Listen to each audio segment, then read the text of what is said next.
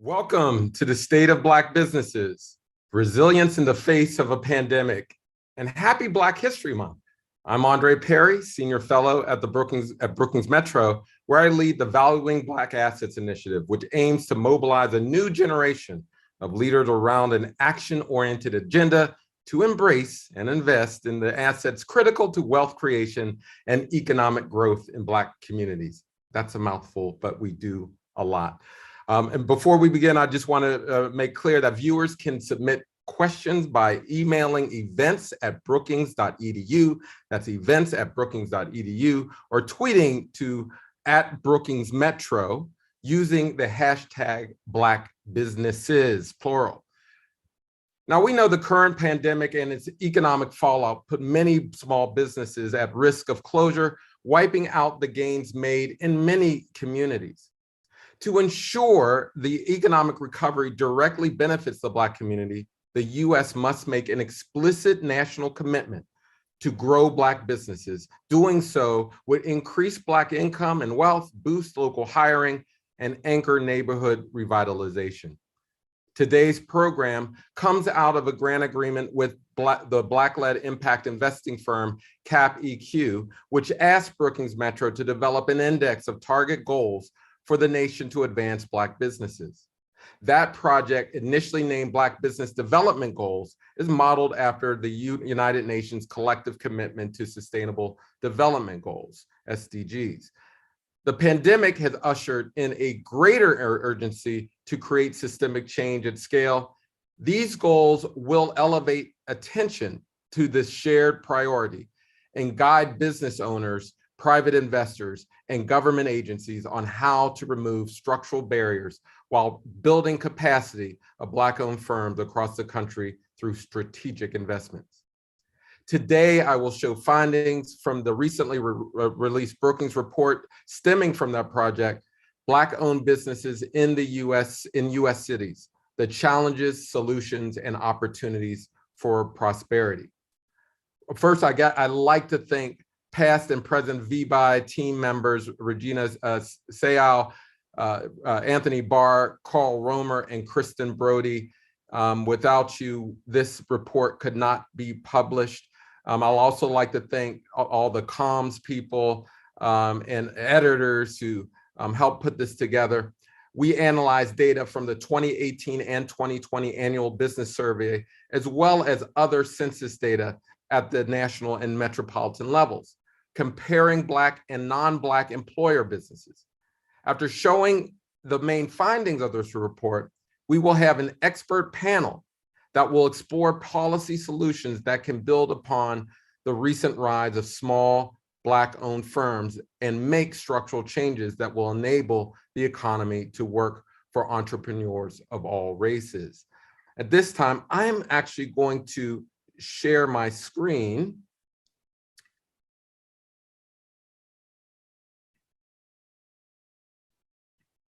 Excuse me for the wait.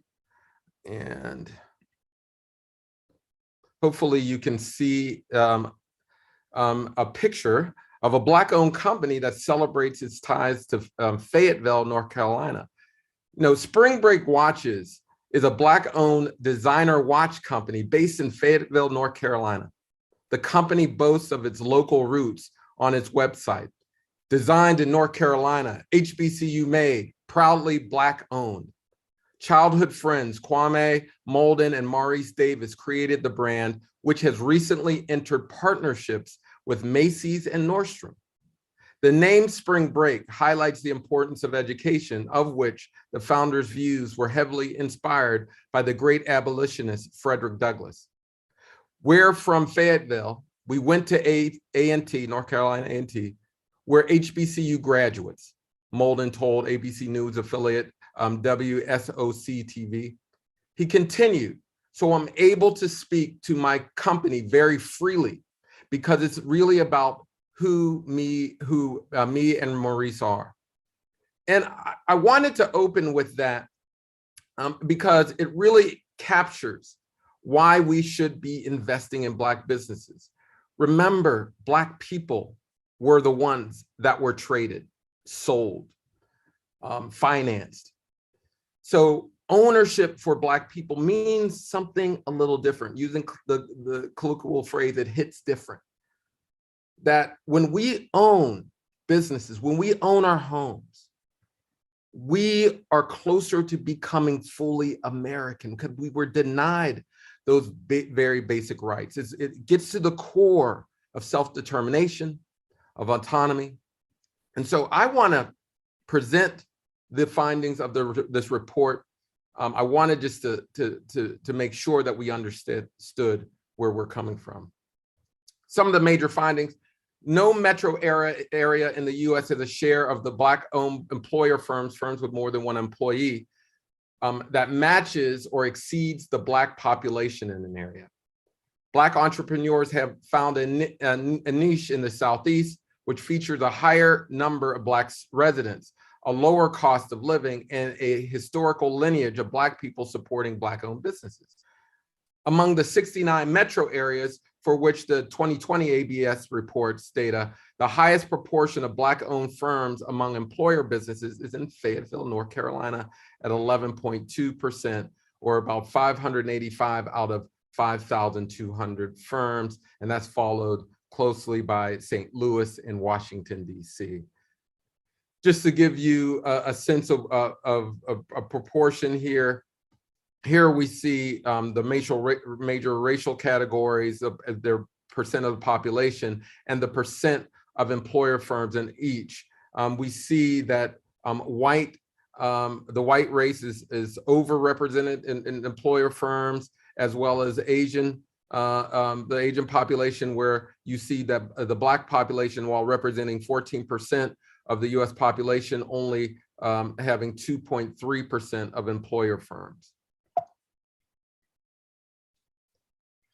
This might be hard for those to see, but you can go to the report and actually see the listing. This is the metro areas with the highest representation of Black employer businesses, and you can see in that in the various columns the ratio of Black businesses to percent Black population. So I'm not going to recite them all, but you can see this information in the report. And also, you'll just find the number of Black businesses in the report in terms of this absolute numbers. Not surprisingly, the most Black businesses are in New York, Washington, D.C., and Atlanta, just looking at overall absolute numbers.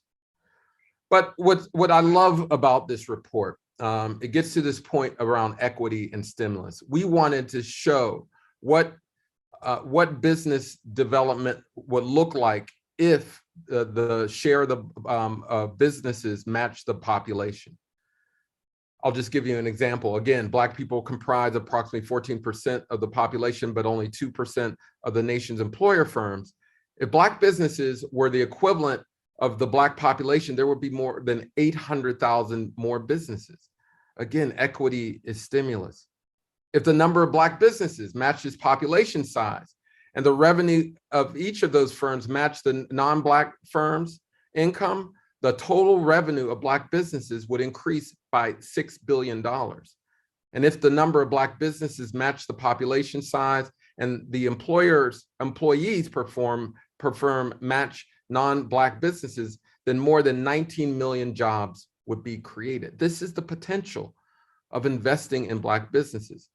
And what I love about this report, if you are in an area in which the ABS reported this data, you can go to your locale and see these same numbers. So here we see Birmingham, Alabama. You can go to my hometown of Pittsburgh. You can go to New Orleans and other places to really get a sense of where your metropolitan area falls. You know, and then I want to just talk a little bit about the unintended rise of Black businesses.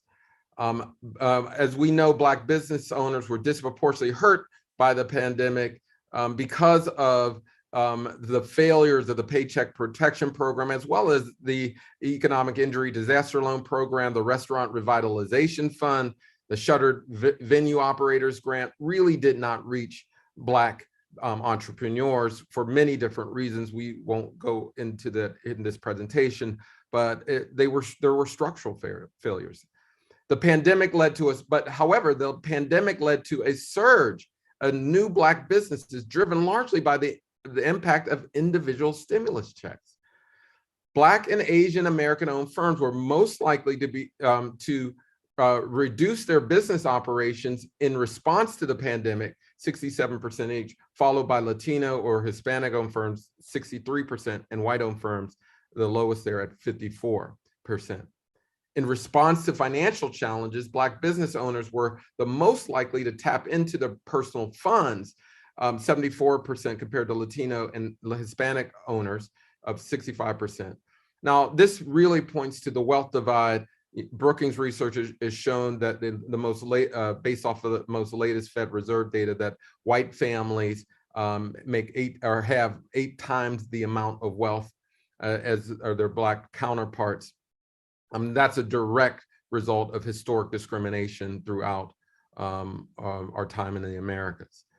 And again, you can see the percentage of small business owners that reported experience financial challenging in a chart here. And there's several in the report in 2019 and 2020. Systemic design failures, again, meant that Black businesses were likely to receive aid. We mentioned that earlier. And a large part of that is because many more Black Americans are unbanked. Here we see the percentage of adults that are fully banked by race in 2020, 88% white, 59% Black, 70% Hispanic, 89% Asian. And then the pandemic led to a surge in new Black businesses, driven largely by the impact of individual stimulus checks.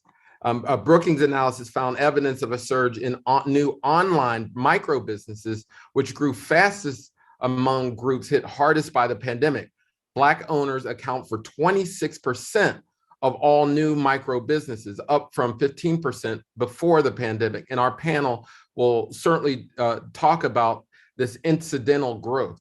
A National Bureau of Economic Research paper found a large uptick in new businesses in Black neighborhoods, with a statistically significant correlation between upticks in new business registrations.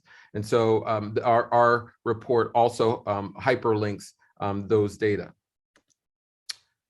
I'm getting close to the closing, but I just wanted to quote my former colleague, Janet Yellen, who now heads the Treasury. She said at a recent MLK celebration that from Reconstruction to Jim Crow to present day, our economy has never worked fairly for Black Americans, or really for any American of color. This stark recognition of the failure of the American government to really provide a fair distribution of goods really puts a highlight on the need for the federal government to respond to that past discrimination. And in our report, we cite a few things that we hope to see. We want the Treasury to correct many of the problems, particularly with the PPP program, before the next epidemic occurs, and we know there will be another shock to the economy. We also recommend expanding the Minority Business Development Agency, the MBDA, and its partnerships. We ask to commit to opportunities for Black-owned businesses in infrastructure spending, and we're already seeing resistance from that at the state level, and largely because it was funneled to the states. And we know there's a sordid history in distributing goods to Black cities. We want to empower more Black people as public fund managers, the people who manage money, and we want to leverage philanthropy to support structural change. You know, I say this all the time as if it keeps my teeth white, that there's nothing wrong with Black businesses that ending racism can't solve. I typically say there's nothing wrong with Black people that ending racism can't solve. And really this points to when things go wrong in Black communities, we blame Black people. We don't look at the structures that extract wealth and opportunity from Black people and communities. And so with that, I'm actually going to make a transition To my colleagues here, I'd like to introduce our distinguished moderator for today's event and the panel of esteemed experts that you will be hearing from. Dion Robwin is a reporter at the Wall Street Journal, excuse me for the pronunciation. Dion is a multi-platform award-winning journalist who has interviewed sitting presidents from around the world, as well as dozens of central bank governors and finance ministers. His work has appeared in financial publications, including CNBC, Reuters, Yahoo Finance, and others. He actually interviewed me in an HBO series on reparations. Tanisha Boye Robinson is the president and CEO of CapEQ, which I mentioned earlier, and exemplifies cross-sector leadership. Ty's experience as an entrepreneur, Six Sigma black belt, and technologist. I always trip up on that Six Sigma black belt piece. And technologist uniquely positioned her to catalyze a results-driven era of social change.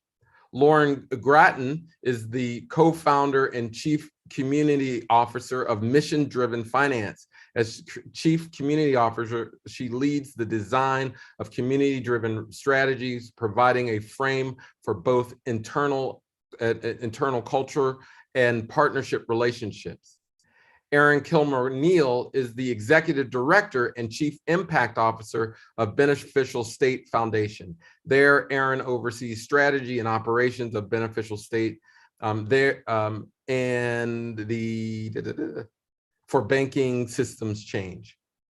And finally, Segun Babalola is the city administrator of the city of Delwood, Missouri, and president of the African Chamber of Commerce in St. Louis. Babalola is an economic development professional with expertise in community and real estate development. It is my pleasure to not only thank our panelists for being with us here, but to also welcome them to the Brookings stage. So thank you and welcome. Again, viewers can submit questions by emailing events@brookings.edu or tweeting to Brookings Metro, that's at Brookings Metro, using the hashtag Black Businesses, and that is plural. And with that, over to you, Dion. All right. Thank you so much, Andre, for the introduction. I want to get into this panel a little bit differently than I think, the typical say your name, where you're from, and I do want to go to each of our panel and make sure they get a chance to say who they are and their perspective. But I want to start with just asking each of you the same question. That question is, what is the state of Black business in your eyes? And I want to start with Segun, because you've got that on the ground perspective. Also, your name comes first alphabetically. So we're going to start. I'm going to kick it to you, but just talk about who you are and, very quickly where you're from and the state of Black business from your perspective. Thanks, Dion. I love the fact that I have that B in my last name, so get to be first. But yes, just a quick introduction of who I am. I am the president of the St. Louis African Chamber of Commerce, and also the city administrator for the city of Delwood, Missouri, which was the epicenter of a lot of the civil unrest that happened after the Mike Brown unrest. So I'm really, like you said, I am on ground, and I actually see the effects of a lot of these policies on Black businesses here in the state of Missouri. But also to what we do as the Chamber of Commerce is not only focus on just an ethnic group, but also the immigrant population, which also makes up the Black population here in the city of St. Louis. And really, we focus on how can we help them be the best versions of themselves in terms of how can we help them achieve the goals that they are looking to get by starting their own businesses, even those who might just have an idea and want to start their own business. And to your question about what is the state of Black businesses in St. Louis, I'll say St. Louis, where I am. I would believe there's optimism and there is opportunity, right? That's where I would say, that's where I'll start with.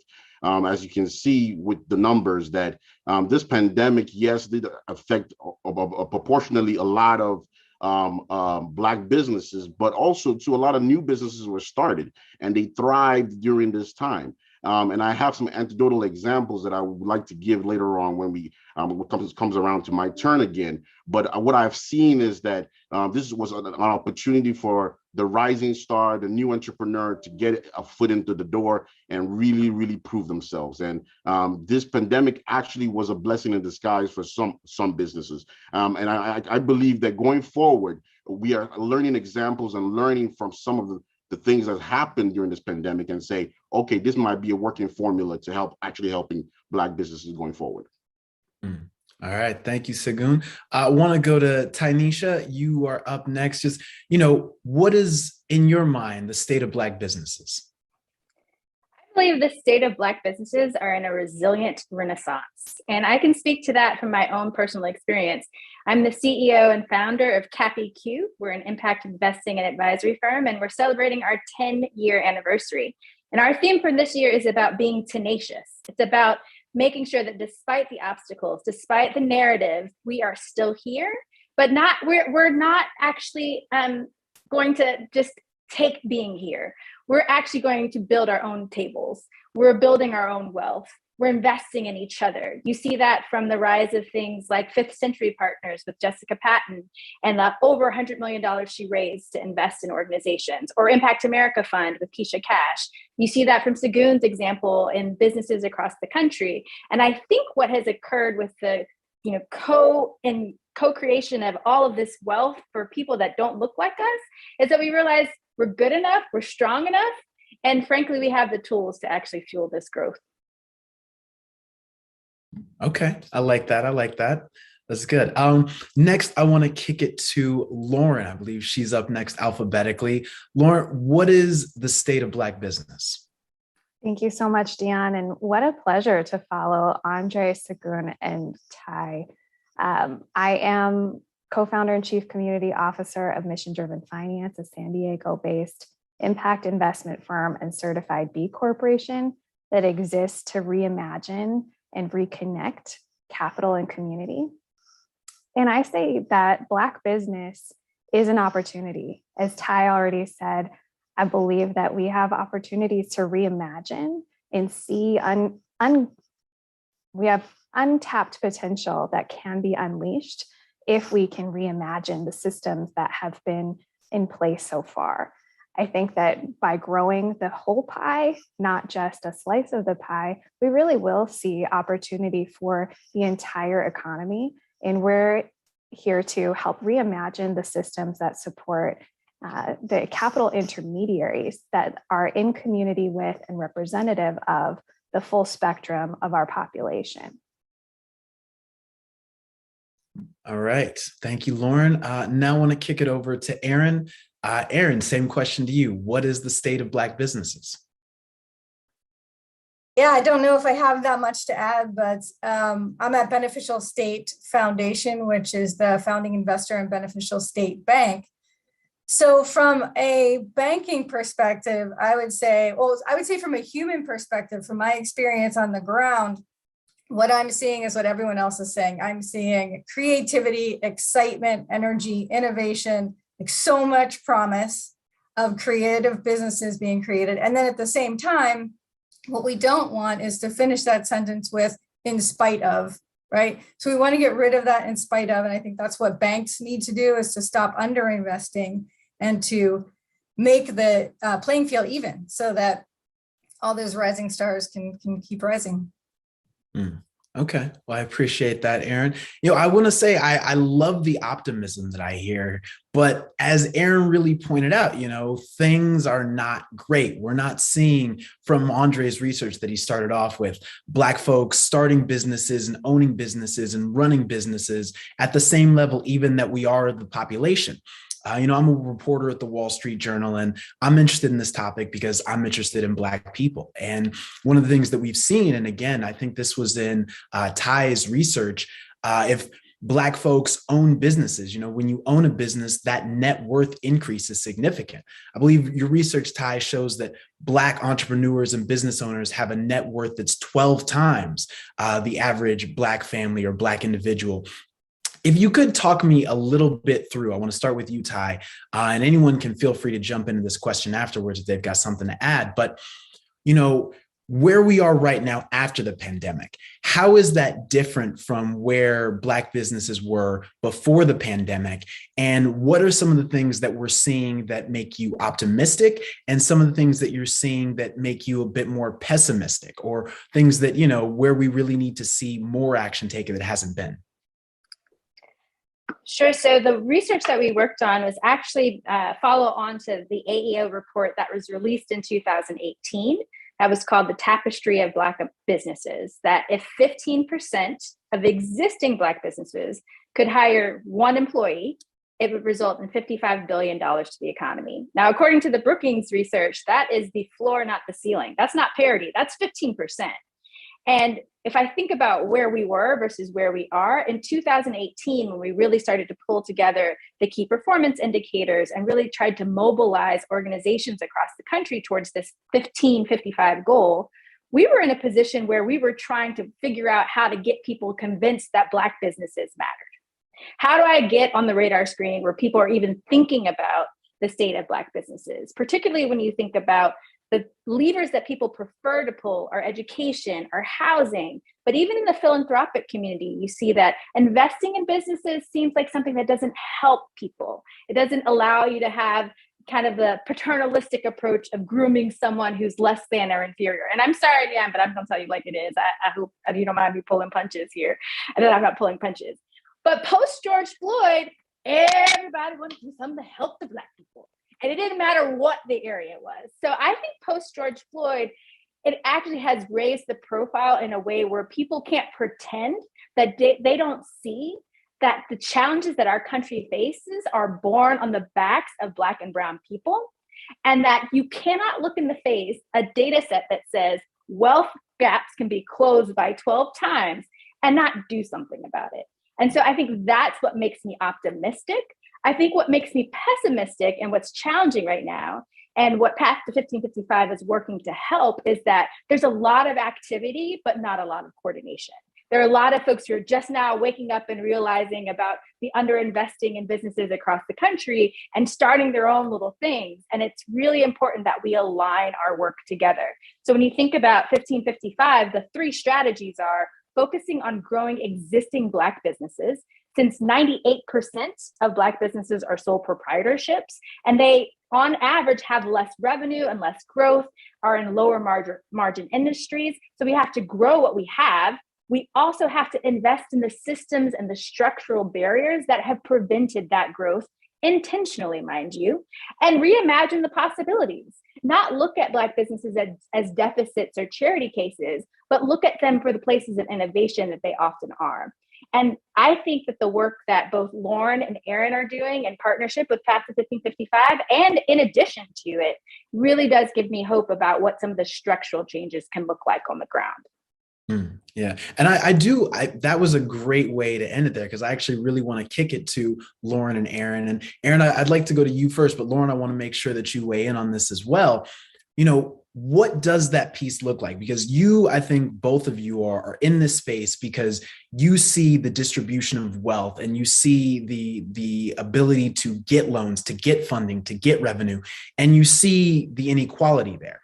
And I think you both have stepped in and you're working with companies that are working to resolve that. But obviously, you know, neither you are the CEO of JP Morgan Chase or the CEO of Citibank, or, you know, these folks with, you know, hundreds of billions of dollars, right? So talk to me a little bit about, and Aaron, I want to start with you, the inequities that are in the system, and what some of the things that you folks are doing to kind of make that more equal, but how those could be expanded so that we can get right to exactly what Ty is talking about and some of those issues.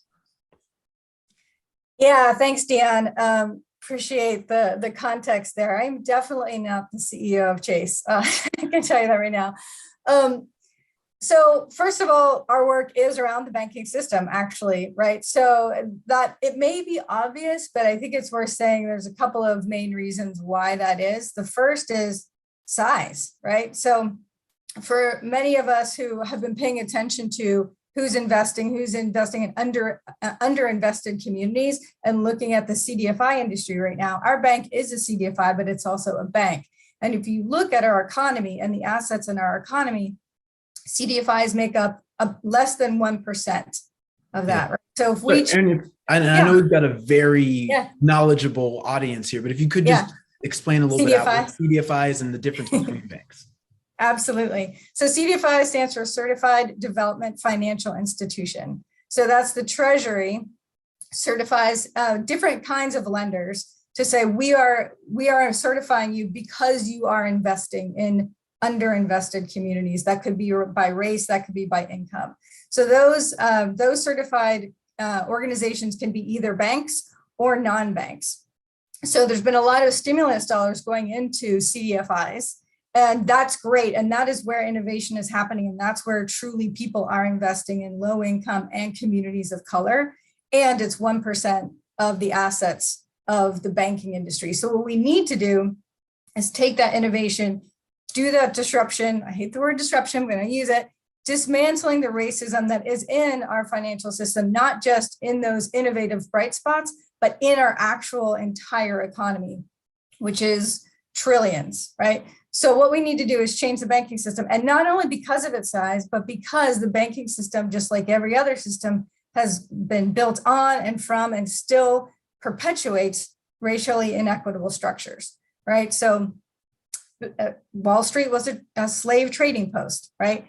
Enslaved peoples used as collateral by banks, right?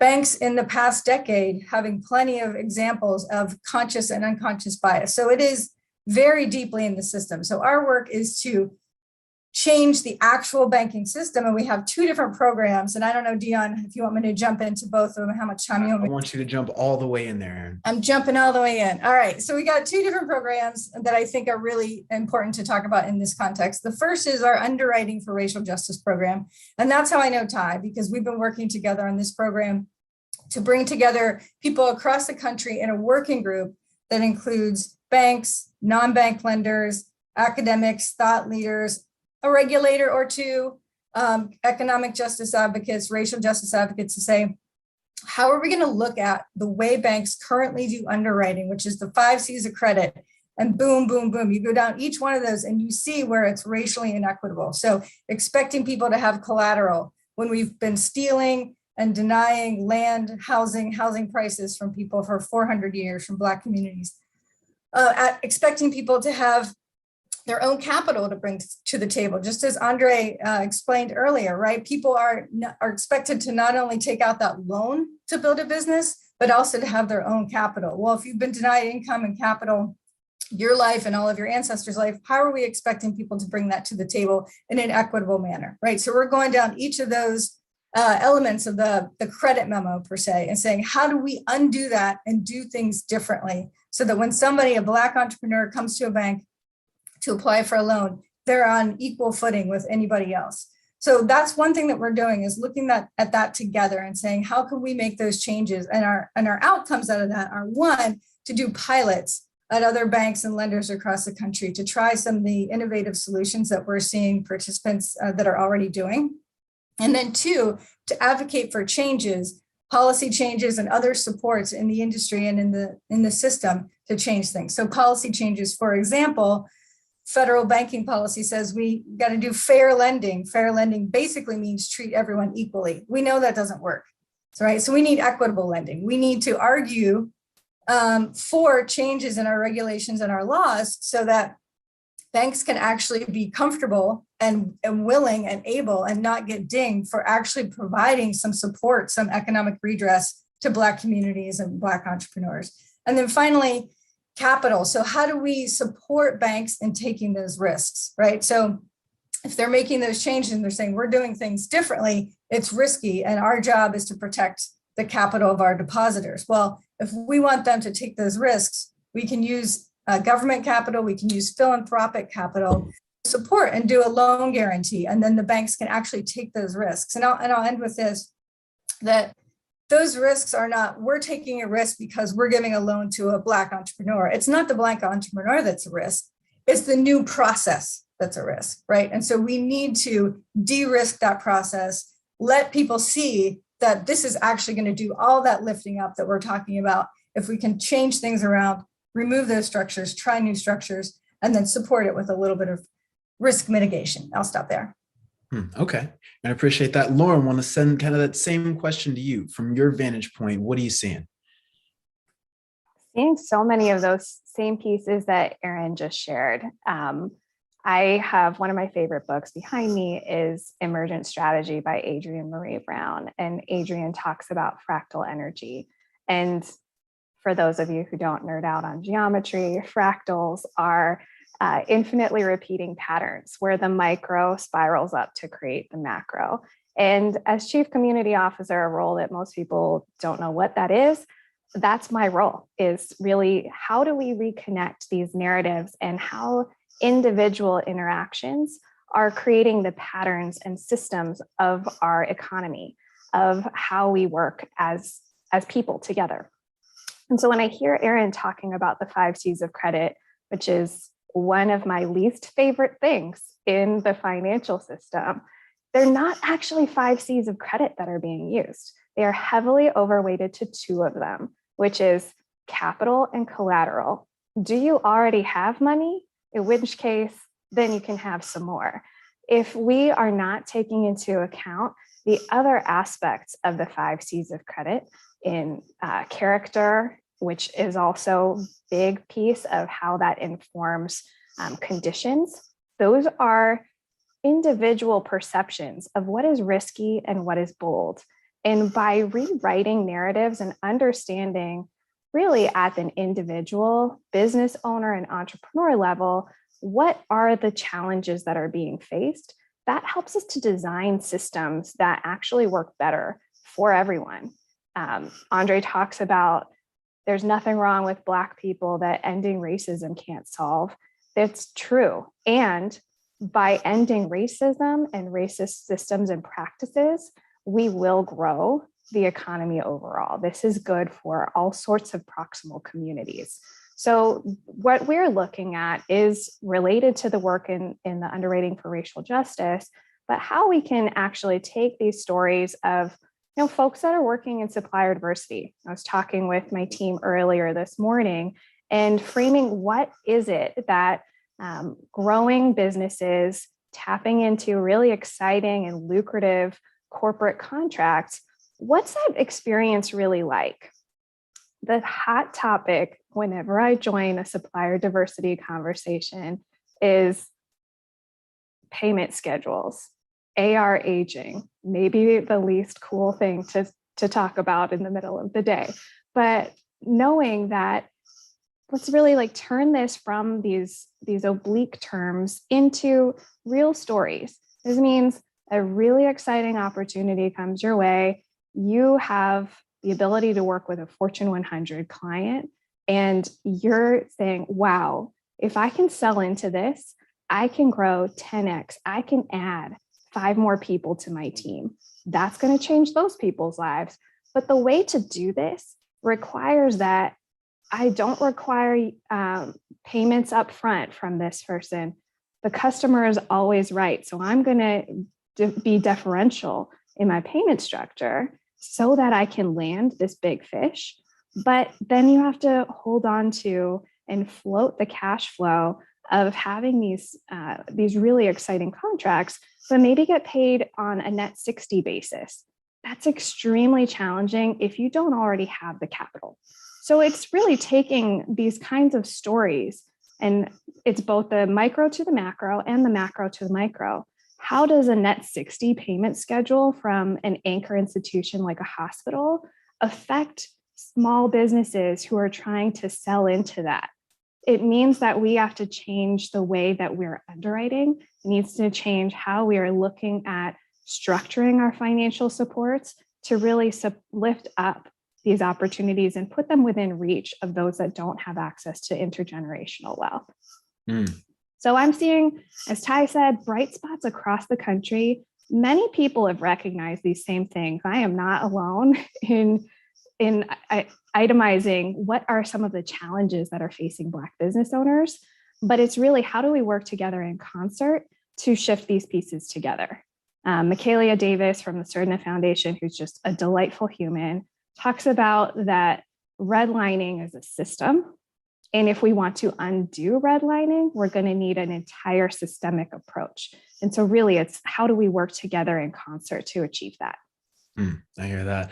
I want to kick it to Sagun because you're the man who's on the ground. You're talking to these local small business owners, and you're in an area where, as Andre pointed out, you're seeing a higher concentration of Black business owners than most other places in the U.S. I think it's the second highest.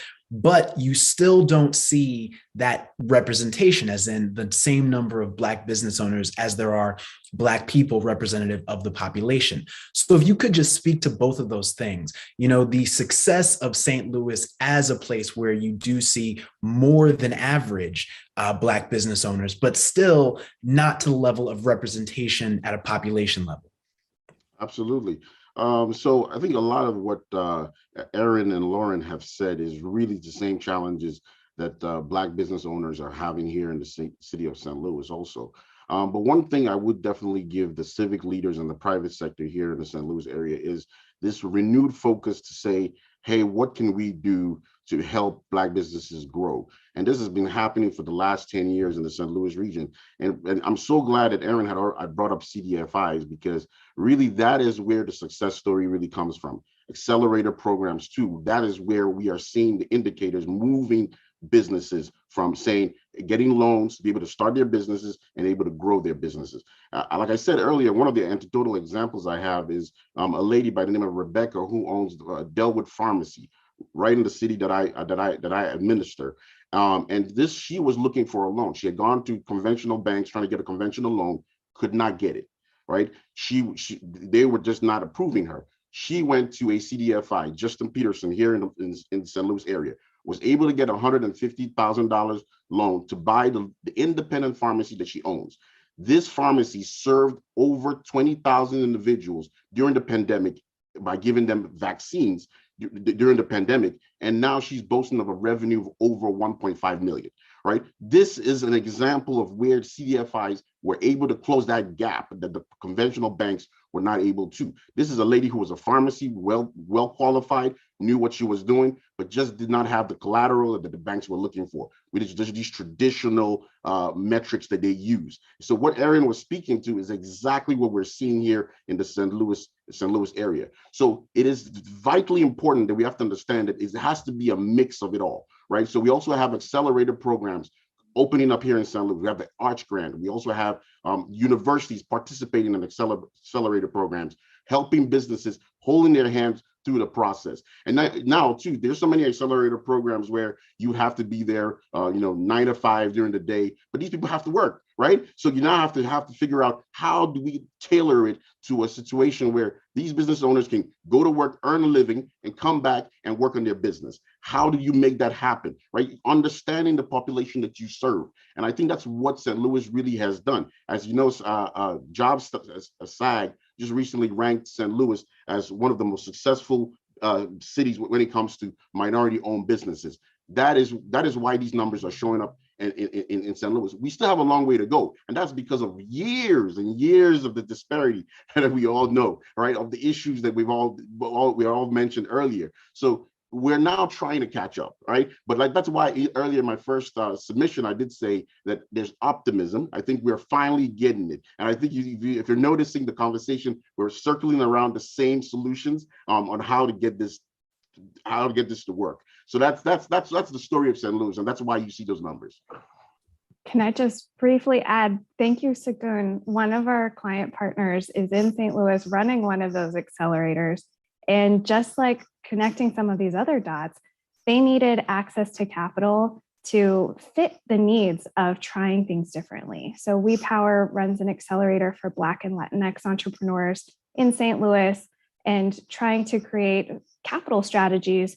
One, their programming supports business owners where they're at, and sometimes it is side hustle turning into a full-time thing, and then an employer firm that's adding more jobs to the economy.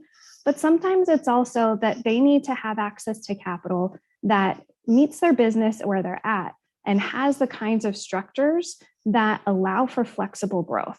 So I'm just really excited. There's so many fantastic things that are happening that are going right in St. Louis, and just happy to be part of that. Absolutely. And I do want to add, also with this example that I just gave, she called me, which is with the African Chamber of Commerce. She's a member of the Chamber of Commerce. And she had called me that she had identified a grant with the county and she wanted to apply, but she didn't have the capacity to do so. So I got my team on it. We were able to help her get the grant. And that was really a catalyst for her being able to get a lot of funding for her to be able to serve the community that she lives. This is a predominantly Black community, and she was able to be the #1 server in terms of vaccines in this area. So we understand the impact that helping Black businesses can do to our community. So I just wanted to point that out. I appreciate that, and I appreciate that extra context.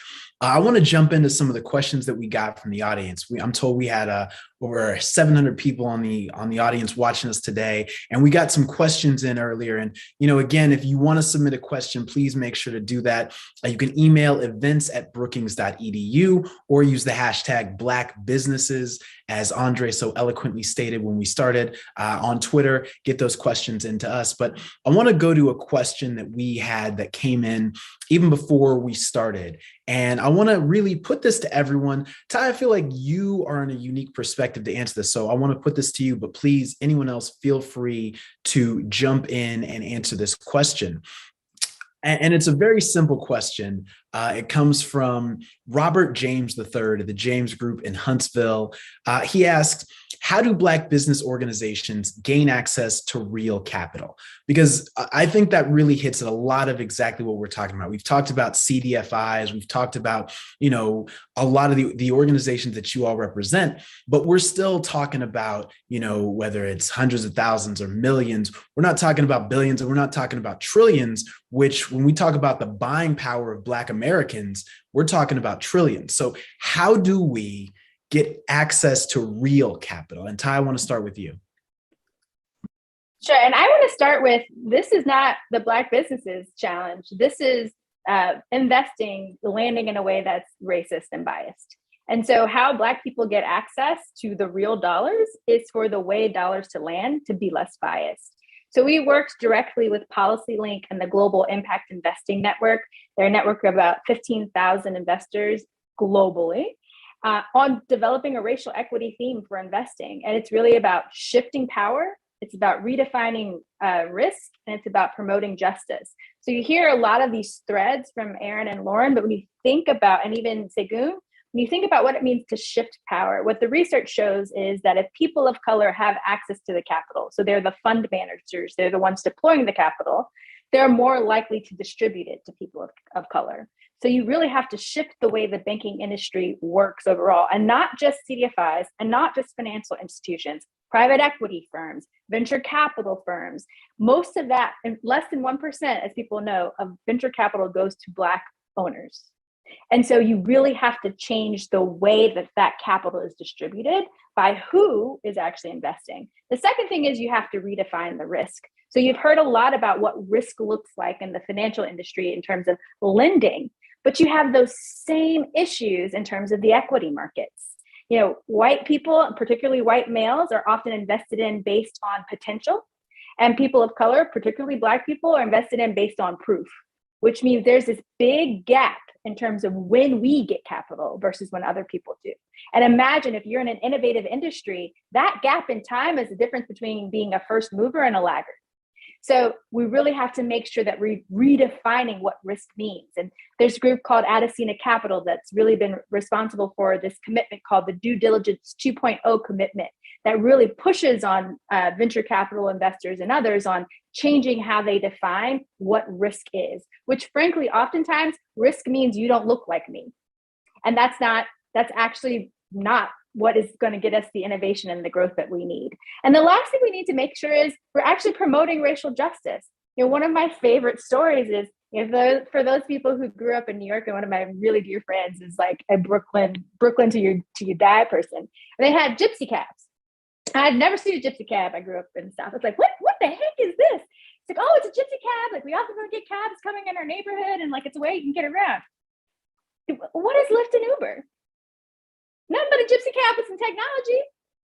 The difference is people saw that as an investable opportunity, but the innovation happened way before Lyft and Uber. How many gypsy cab businesses are actually out there? And if you think about gypsy cabs, it actually is promoting justice because we as people of color could not get access to transportation in our neighborhoods because we weren't getting those resources.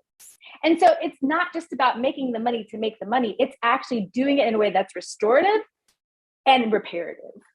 So that's actually, I want to commend the person who is saying about getting more access to capital. I think the other piece that has nothing to do with the big organizations changing how they deploy their capital is also to pay attention to all of the different investors of color now. There's Zeal Capital that's venture capital focused. I already mentioned Impact America Fund. There's Jacmel Growth Fund. I mean, there's tons and tons of private equity firms, venture capital firms who look like us, who are saying enough is enough. We have our own capital and we're going to invest it in our own communities. And so I think that's another key piece of it. We need the systems and the structures to change, but we also need to open our eyes to see that people who look like us are now stepping out in a different way to really provide that capital.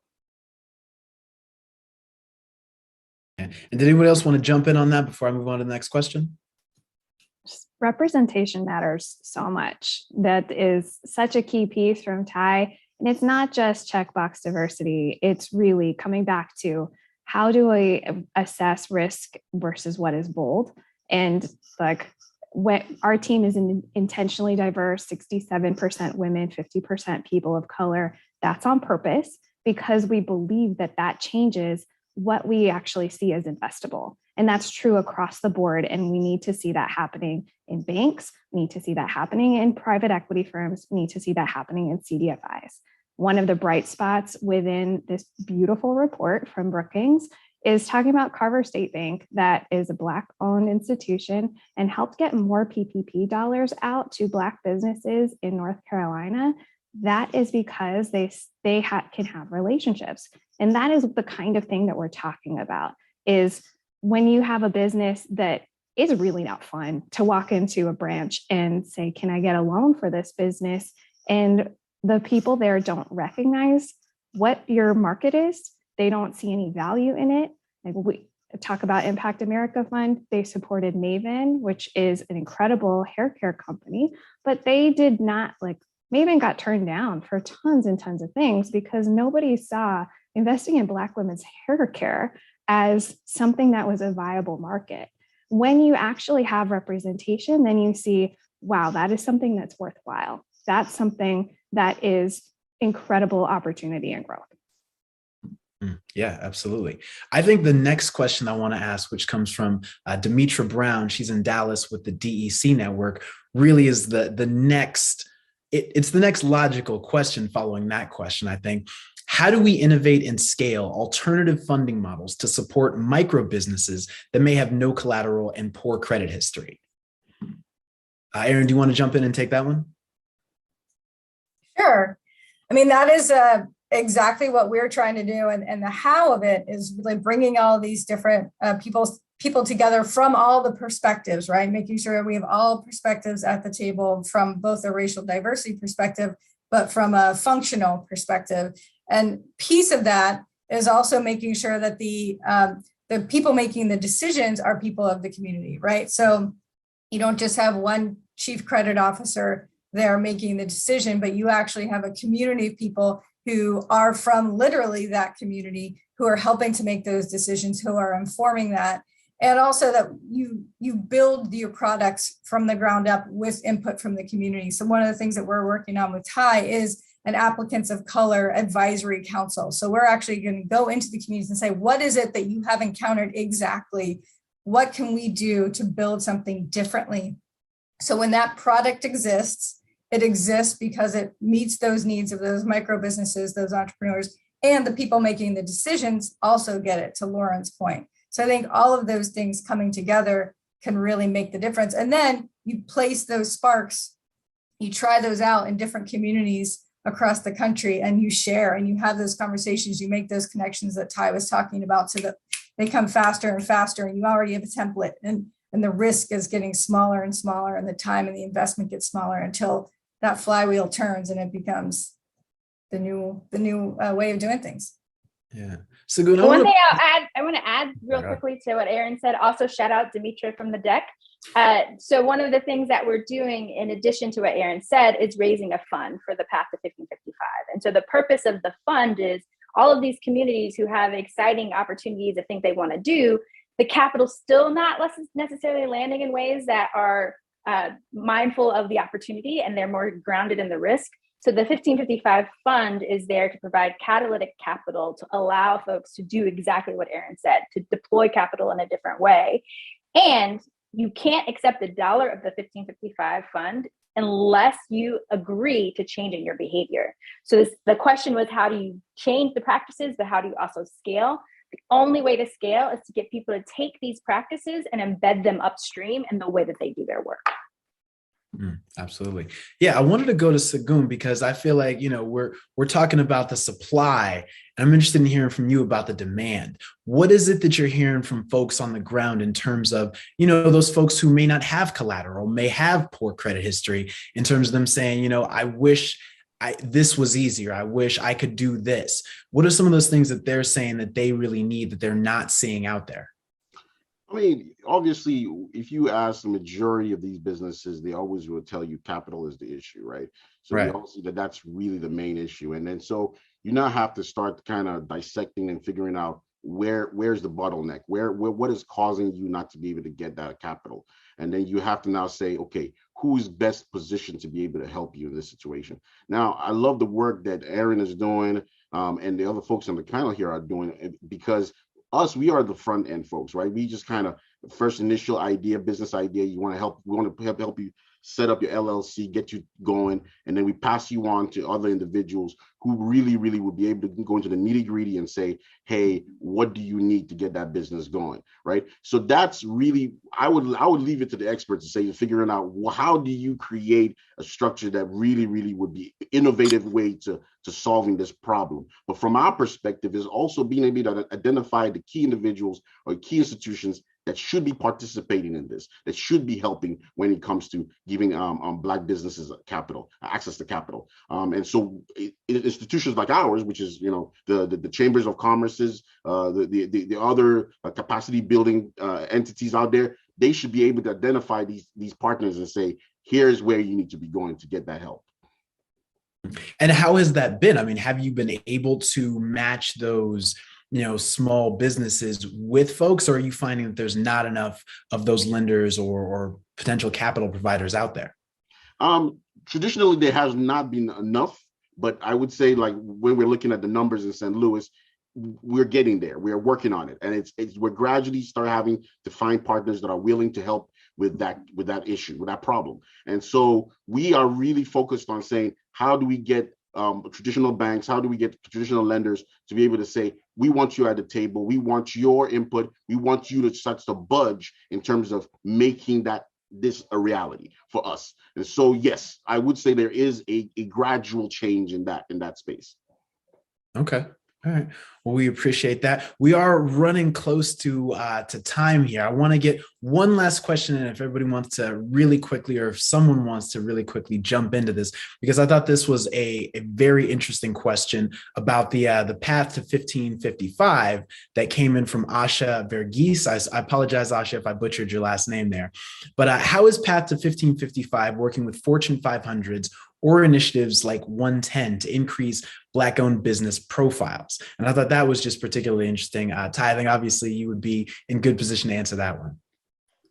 Absolutely. And also shout out Asha. So Path to 1555 partners, one of the ways that we need to shift how this works overall, we talked a lot about the financial industry, but the corporate industry has to change as well, corporate culture overall. So we partnered with CAPIQ is a member of the Corporate Racial Equity Alliance, which is the partnership with PolicyLink, Just Capital, FSG, and others to really embed racial equity across all levers of a company. It's about keeping racial equity from being bolted on and instead making sure it's built in. So what that looks like, if you think about a partnership like 110, which is really around growing the talent base, imagine if Black businesses are growing. 1 in 5 Black people are already hired by Black business owners. So having a partnership with 110 allows that stream of talent, not just for the Fortune 500 companies of the world, but also for the Black businesses. Another piece that's huge is the procurement. When you think about the way procurement systems run, they often have the same biases. And in fact, it's kind of a compounding issue. You get that big Fortune 100 client, like Lauren said, and they require you to have certain stuff on your balance sheet. They require you to wait to get paid. And so companies have a big role to play in actually just changing how their procurement systems are done. And when you think about the corporate blueprint or the CEO blueprint for racial equity, it's one of the first resources that we've seen that really look at every lever of the business. Every time people think about racial equity, in the past, it's been about who is the person in the seat, as opposed to a business stepping back and seeing how you make your money, how you spend your money, and how you invest in your people in a way that drives racial equity on all levels. So that's how we have been partnering with CEOs and other corporations for Path to 1555 in other ways. And we're hoping that we get to partner with you soon. Okay. All right. Well, shout out there. So I want to turn it back over to Andre Perry from Brookings. I think he's got some closing thoughts. So Andre, kicking it back to you.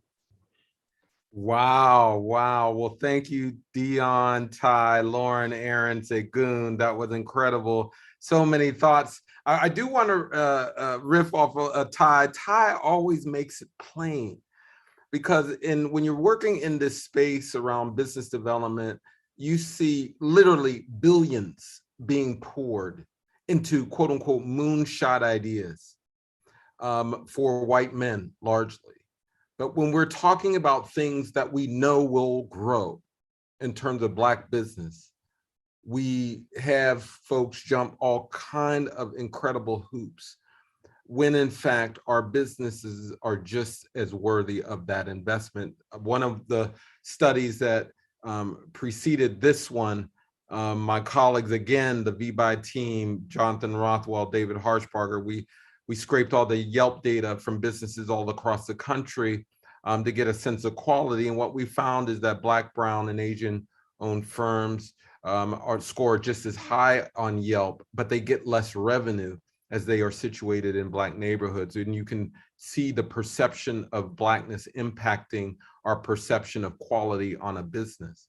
And that's a metaphor for so much of being Black in America, that there's this perception that precludes many from investing fully into Black people.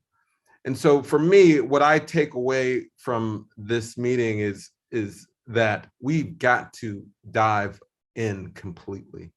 We have to invest in not only the Black business owners, but Black institutions, Black people in generally, and not in a charity type of way, but one that will expect returns. And I don't want to project this sense that we should invest in Black businesses because of the financial gains. It's really because it's the right thing to do, but it will benefit everyone. So on behalf of my Brookings team and everyone involved in this project, I want to say thank you for joining us. This has been an incredible ride. We will expect to do this every February, Ty, and present another wrinkle of Black business development. But look out for reports throughout the year and activity throughout the year on this very issue. But we will certainly highlight Black businesses during Black History Month. Again, thank you, and I'm out. Thanks for watching. Be sure to like and subscribe for more videos from Brookings.